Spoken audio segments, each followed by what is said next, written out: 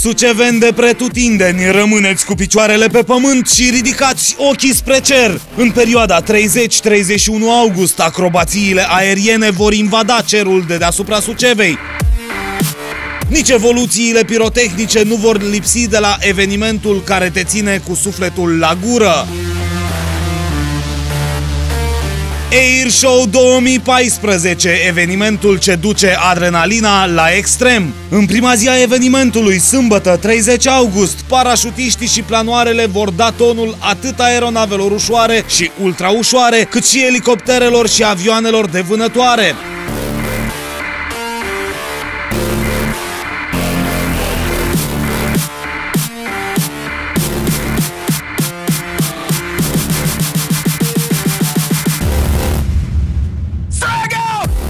În a doua zi, zboruri în formație, acrobații executate de profesioniști din România și din străinătate vor delecta publicul cu un spectacol la înălțime.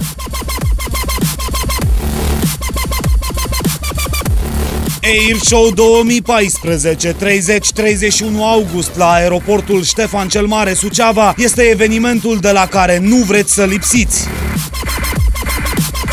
Meeting aviatic organizat de Consiliul Județean Suceava.